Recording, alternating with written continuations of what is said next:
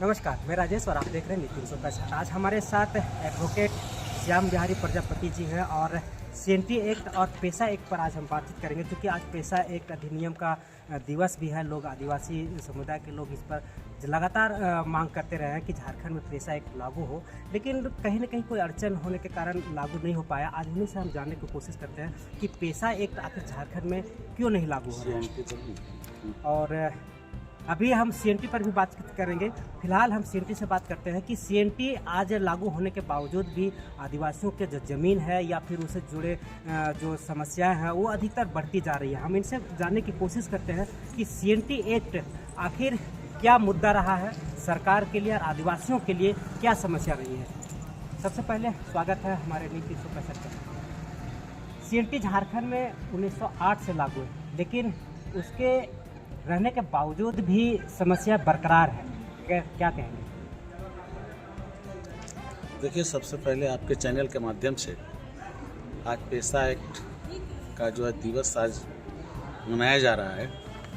जहाँ तक CNT act का जो आपने प्रश्न पूछा है, तो आपको हम बताते हैं कि सीएनटी एक्ट 1908 में इस देश में लाया गया, जिसका सीधा मतलब था कि जो आदिवासियों की जो जल जमीन का जो सवाल है, जिसको बड़ा धड़ल्ले से गैर आदिवासी में ट्रांसफ़र कर लिया जाता था, तो सीधा सीधी आदिवासी की ज़मीन गैर आदिवासियों को नहीं ट्रांसफ़र हो, इसके लिए सीएनटी एक्ट बनाया गया। और सीएनटी एक्ट के माध्यम से इस छोटा नागपुर जो क्षेत्र है जहाँ पे ये सेक्शन प्रभावी है, इसका सीधा मतलब ही है कि इन छोटा नागपुर जो अपना भूभाग का जो खंड है, जहाँ पे सीएनटी एक्ट प्रभावी है, यहाँ के आदिवासियों का ज़मीन जो है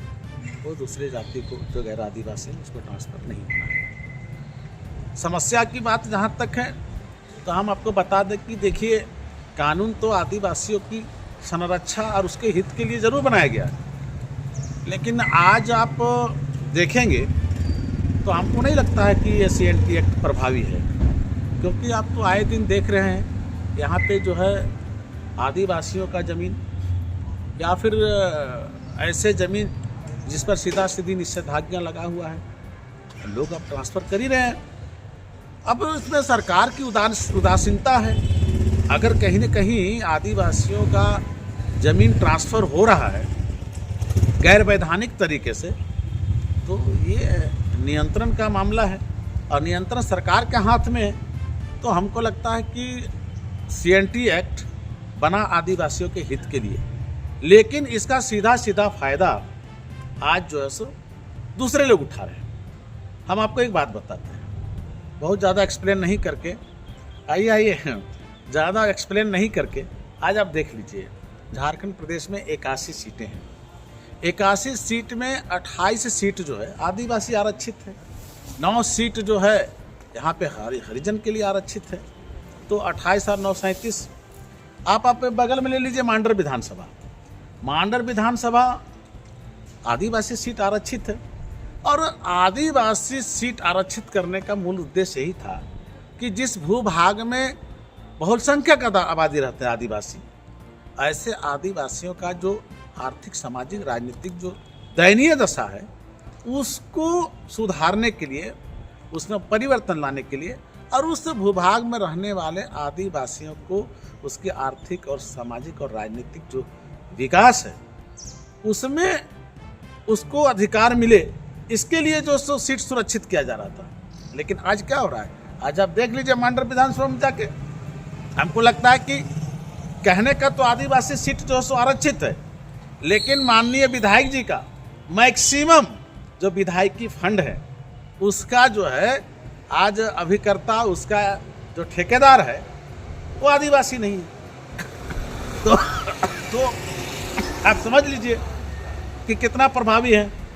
आज भी पिछले बार देखे, हमको लगता है कि बेड़ो अंचल का हाटू में एक 12 बरसीय एक लोहार समाज की बेटी को बलात्कार कर दिया गया था। 12 साल की वो बेटी को 49 साल का एक मुस्लिम के द्वारा बलात्कार कर दिया गया था। अब उस पर जो है सो वहाँ के नेताओं ने संज्ञान नहीं लिया। हाल में शेरों में भी एक आदिवासी लड़की के साथ बलात्कार हुआ, और बलात्कारी जो है सो गैर आदिवासी था। उसमें आदिवासी का जो वहाँ का जनप्रतिनिधि है वो संज्ञान नहीं लिए। तो देखिए क्या है कि उसी तरह पेशा, अब पेशा तो बिल्कुल जो है सो आदिवासियों की जो है सो जल जमीन की सुरक्षा के लिए बनाया गया। जैसे आप देखिए खूंटी वगैरह जो है, जहाँ 5वीं अनुसूची लागू है, खूंटी वगैरह में क्या है कि भाई वहाँ पे बाहरी आदमी जो है ज़मीन नहीं खरीद सकता है, घर नहीं बना सकता है, दुकान नहीं खोल सकता है, व्यापार नहीं कर सकता है। लेकिन ऐसा है क्या? ऐसा कुछ भी नहीं है। तो हमको लगता है कि पेशा और CNT बस ये सिमट के रह गया है। आज भी आप देख लीजिए, CNT एक्ट में कहा गया है आदिवासियों का जमीन एग्रीमेंट नहीं होगा। CNT एक्ट में कहा गया है आदिवासियों की जमीन सेल डीड नहीं बनेगा। CNT एक्ट में कहा गया कि आदिवासी के जमीन पर आप वसीयत नहीं लिख सकते हैं। हमारे यहाँ SRA कोर्ट में भी बहुत से ऐसे मामले हैं, बहुत से ऐसे मामले हैं। अब देखिएगा कि बहुत सा फर्जी दस्तावेज बना के लोग रजिस्ट्री करा रहे हैं। तो हमको लगता है कहीं न कहीं जो है कानून तो देश में बनाए गए, कानून राज्य में बनाए गए, लेकिन उसका अक्षरशः पालन हमको लगता है कहीं न कहीं एक प्रश्न चिन्ह बन जाता है। मेरा एक सवाल है कि सरकार एक तरफ कहती है कि हम आदिवासियों को संरक्षण और सुरक्षा के लिए हर कदम उठाएंगे और संविधान और कानून में जो एक्ट हैं वो प्रभावी से लागू करेंगे। इधर फर्जी डीड बन जाता है, सादा डीड बन जाता है और ट्रांसफरेबल हो जाता है। कहीं न कहीं अधिकारी उसमें शामिल होते हैं। तो क्या एक आदिवासियों को ये छलने या फिर उसको बेवकूफ़ बनाने का कोई रास्ता सरकार ऐसे अख्तियार कर रही है? उसका भी काम तो चलता रहे और आदिवासियों का जो ज़मीन है लगातार बिक्री होता रहे। नहीं, देखिए इसके लिए तो सरकार का अपना एजेंसी है ना। अब देख लीजिए, सरकार का स्पेशल ब्रांच है, विशेष शाखा है। विशेष शाखा का काम क्या है? विशेष शाखा काम है कि सरकार उन गतिविधियों पर ध्यान रखती है जो एकदम विधि के खिलाफ हो। तो स्पेशल ब्रांच के लोग जो है सो सरकार को ही बताने का काम जरूर करते होंगे कि भाई देखिए अमुक जगह अमुक तरह का जो है सो गलत काम हो रहा है। अब संज्ञान लेने का काम तो सरकार का है। यदि आदिवासी के कुर्सी पर बैठ के एक आदिवासी परिवार का आदमी CM हो और अपने ही आदिवासी परिवार के लिए जो वैधानिक विधियां बनाई गई हैं और उसका उल्लंघन पर संज्ञान लेके कार्रवाई नहीं कर रहा था, इसका दोषी तो गैर आदिवासी नहीं है, वो खुद दोषी हैं। अब इसमें दूसरे को क्या लेना देना है? अच्छा, एक बार हमारा इसी से संबंधित सवाल है कि जब आदिवासी जो है वो सादा डीड पे सेल करता है और सेल करने के बाद वो सोचता है कि CNT एक्ट में 1908 का जो प्रावधान है वो लागू हो, तो कहीं न कहीं मजबूर तो आदिवासी लोग ज़मीन बेचने में है, तो अगला तो खरीद ही लेता है। तो उस पर कैसे एक्शन? देखिए, अगर मानवता की बात कर लीजिए तो हमको लगता है कि CNT एक्ट में भी संशोधन होना चाहिए। अब हम इस पर बहुत दबाव नहीं डालना चाहते, लेकिन एक ध्यानाकर्षण है। बोली क्या है कि आप देखे होंगे आज भी खरीद बिक्री जो ज़मीन का होता है बाजार में, एक ही प्लॉट के बगल में देखिएगा एक गैर आदिवासी का, एक आदिवासी का। अब गैर आदिवासी का जमीन का जो है मूल्य 10 लाख रुपया और ठीक उससे सटा हुआ आदिवासी का जमीन का मूल्य 1 लाख रुपया। भूमि का प्रकार तो एक ही है। आप ये भी देख लीजिए उससे क्या हो रहा है कि उसको जो उचित मूल्य मिलना चाहिए वो नहीं मिल रहा है। दूसरी बात है, कहीं आप जाइए बैंक वगैरह में देखिएगा, बेचारा वो व्यवसाय के लिए जब ऋण की बात करता है तो वो आदिवासी का जमीन मॉर्गेज होता नहीं है। ठीक है, अब आप देख लीजिए कि बहुत सी ऐसी बातें हैं।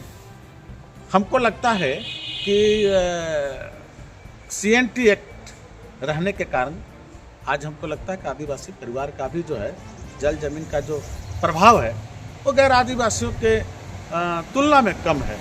हम समझते देश में नागरिकता का जहाँ सवाल है, तो जब समान नागरिकता बहाल है तो आदिवासी गैर आदिवासी वोट के समय तो ऐसा कुछ नहीं होता है। डेमोक्रेसी में तो एक वोट की जब बात होता है, तंत्र स्थापित की बात होता है, तब तो आप जैसे गवर्नमेंट बनाते हैं उस समय तो आप ये नहीं कहते कि आदिवासी का वोट है, तब आप ये नहीं कहते कि गैर आदिवासी का वोट है, तब तो आप ये नहीं कहते महिला का वोट है। तो डेमोक्रेसी में जब जनमत संग्रह करके जब गवर्नमेंट आप फॉर्म करते हैं तो हमको लगता है समान नागरिकता बहाल होना चाहिए ना। तो देखिए CNT एक्ट बनना चाहिए। हमको लगता है कि जो आदिवासियों का जल जमीन की संरक्षा की बात है, हमको लगता है प्रोटेक्शन मिलना चाहिए।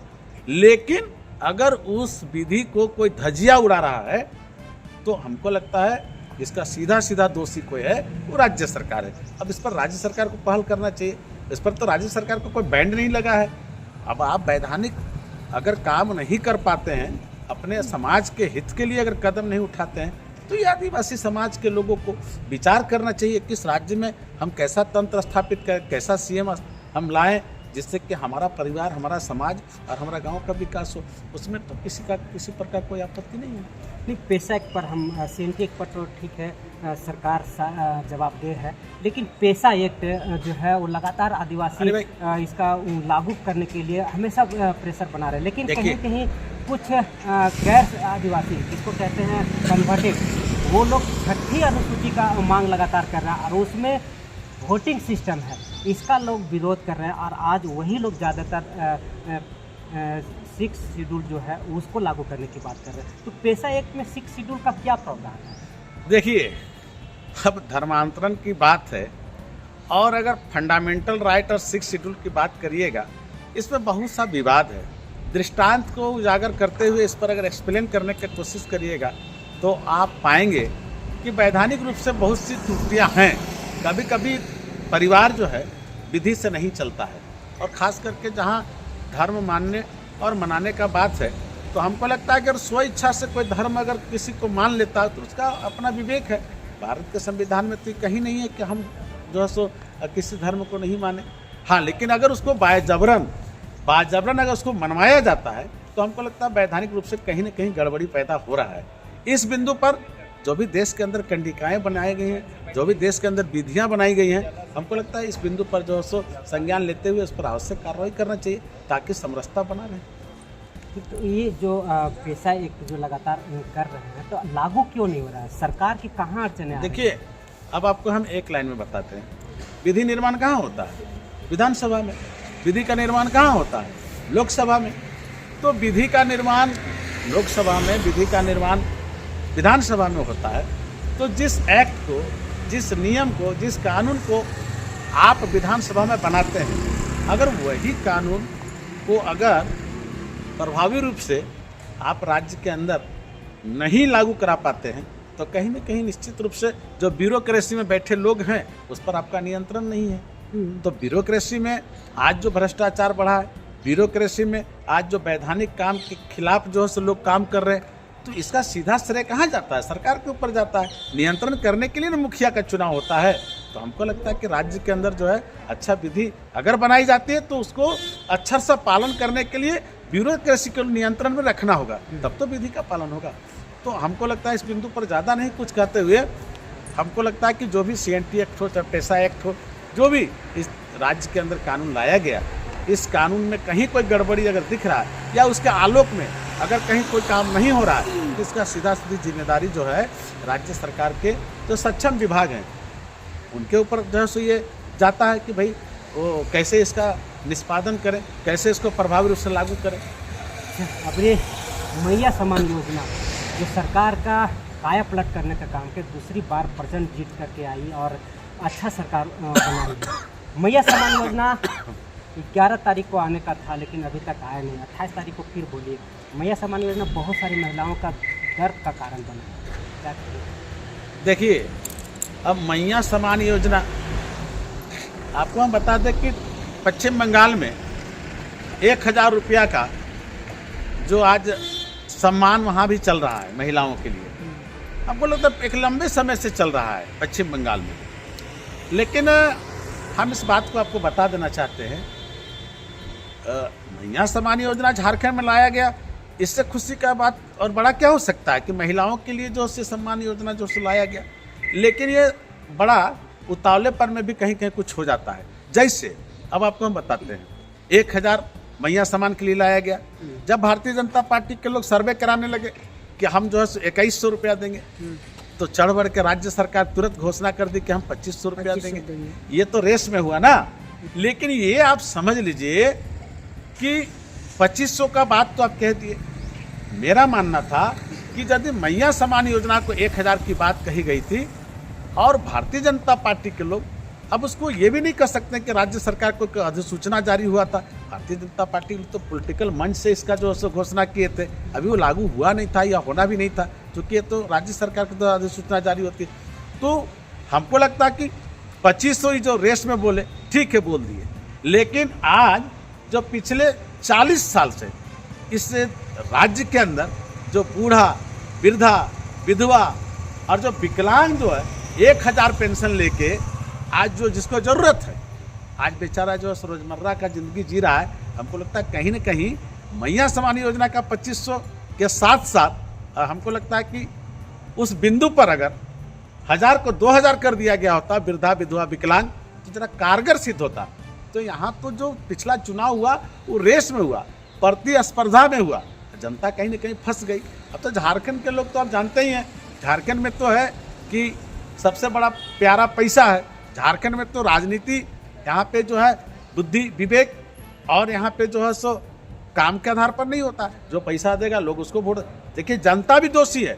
जनता इसलिए दोषी है, जब चुनाव आएगा तो जनता जो है उस नेता को खोजता है जो उसको पैसा देगा। तो सवाल है कि जब पैसा पर ही वोट बेचने की जो है कला आप सीख लीजिएगा, एक सुशासन वाला जो सो गवर्नमेंट कैसे आप पाइएगा, तो उसका तो भोगना पड़ेगा ना। तो हमको लगता है कहीं न कहीं देखिए, मैया समान योजना में जो आज विवाद हो रहा है, तो निश्चित रूप से कहीं न कहीं रेस में कुछ गड़बड़ियां हुई है। अब इसके लिए पूरी जिम्मेदार राज्य सरकार है। राज्य सरकार जो है इस पर अपना जो है सो वो आगे का नीति निर्धारण करेंगे। अगर आगे का नीति निर्धारण करने में राज्य सरकार असफल रहती है, तो अगला विधानसभा चुनाव में हमको लगता है कि जिस बहुमत के साथ राज्य सरकार को कुर्सी पे काबिज किया, उसी बहुमत के आधार पर कुर्सी पे जनता उतार देगी। यही ना, जनतंत्र इसी का नाम है। विधानसभा में भी लगातार मैया योजना को लेकर के सवाल खड़े किए जा रहे हैं। वहीं विधायक जयराम महतो लगातार बोल रहे हैं कि जो नौजवानों को, जो स्कूल जाने वाली लड़कियों को जो मिल रहा है पैसा, वो गलत खर्च करेंगे, उससे उसको पंगु बनाया जा रहा है। तो ये सवाल का जवाब ठीक ठाक मुख्यमंत्री साहब नहीं दे पाए। देखिए, इस बिंदु पर तो हम कुछ नहीं कहेंगे, तो जयराम जी का अपना सर्वे है। अब अपने विवेक से जो है राज्य विधानमंडल के अंदर वो क्या बोलते हैं, उसको जनता देख रही है। अब इस बिंदु पर चर्चा कराया जाना चाहिए। अगर वैधानिक बात है तो उस पर जो है सो चर्चा कराने के जो अंतिम निष्कर्ष है, उस पर जो है सो अपना विचार रखना चाहिए गवर्नमेंट को, ताकि जनता के हित में हो, जयराम जी के हित में भी हो। उस पर हमको मैया योजना का पैसा नहीं मिल पा रहा है, सरकार बोल रही है मेरे पास पैसा नहीं है। देखिए, अब राज्य सरकार का जो खजाना है, उस खजाने में कहाँ, कैसे, किस मद में खर्च किए, इसका तो सारा जिम्मेदारी राज्य सरकार के ऊपर है।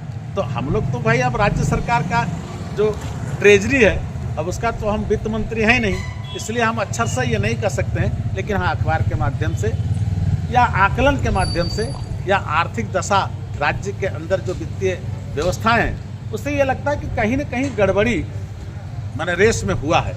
अब उसका भरपाई लोग कर रहे हैं। तो आने वाले दिन में इस पर जनता को और इस राज्य के सारे लोगों को विचार करना चाहिए। इसी को ना अच्छा राजनीति कहते हैं। झारखंड में राजनीति है कहाँ? झारखंड में विचार कहाँ करते हैं? झारखंड आज चले जाइए केरल, चले जाइए कर्नाटक, चले जाइए हरियाणा, वहाँ पर एक वोट का मतलब लोग समझता है। झारखंड में तो इलेक्शन के समय यहाँ पे दारू मुर्गा और पैसा पर होता है। तो जो राज्य में दारू मुर्गा और पैसा पर ही वोटिंग होगा, उस राज्य में अच्छा सुशासन नहीं होगा। श्याम बिहारी प्रजापति, एडवोकेट, झारखंड हाईकोर्ट, कम प्रदेश अध्यक्ष, भागीदारी पार्टी, झारखंड। तो अभी हमारी लंबी बातचीत हुई और इन्होंने बेवाक होकर के सरकार पर भी सवाल उठाए, लेकिन एक महत्वपूर्ण बात इन्होंने कह दी कि लोकतंत्र में जब चुनाव आता है तो जो वोट देने वाले होते हैं वैसे नेता को खोजते हैं जो पैसे देते हों। तो इसमें सुशासन जो सरकार की चलाने की जो विधि है वो नहीं प्राप्त हो पाता है। तो ये एक बड़ा सा सवाल है, आने वाले वोटरों के लिए भी एक सोचने वाली एक बात है जो इन्होंने बहुत मार्केबल बात कही है।